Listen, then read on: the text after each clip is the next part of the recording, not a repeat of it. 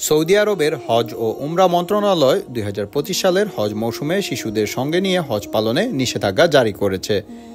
মন্ত্রণালয় জানিয়েছে, প্রতি বছর হজের সময় যে ভয়াবহ ভিড়ের সৃষ্টি হয় এবং গরমের যে তীব্রতা থাকে, সেই কারণে শিশুদের সম্ভাব্য বিপদ থেকে রক্ষা করতেই এই সিদ্ধান্ত নেওয়া হয়েছে।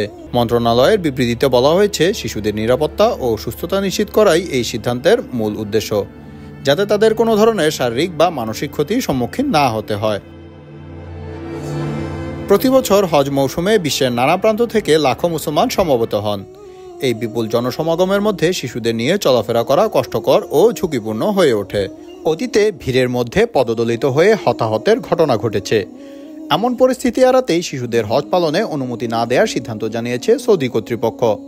2024 সালে হজ পালন অবস্থায় মিশরের কাফর আল শেখ প্রদেশের ছোট এক শিশুর মর্মান্তিক মৃত্যু ঘটে, যা বিশ্বব্যাপী মানুষের হৃদয়কে শোকাবহ করে তুলেছে।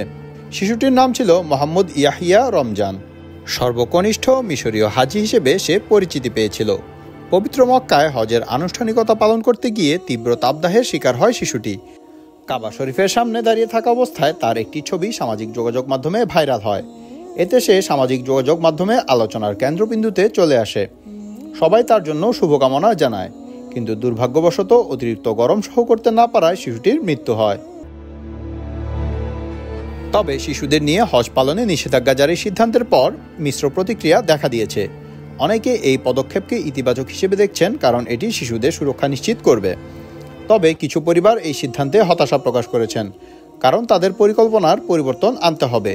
আর সৌদি আরবের এই পদক্ষেপের ফলে 2025 সালে হজ মৌসুমে ভিড় কিছুটা হলেও নিয়ন্ত্রিত থাকবে বলে ধারণা করা যাচ্ছে।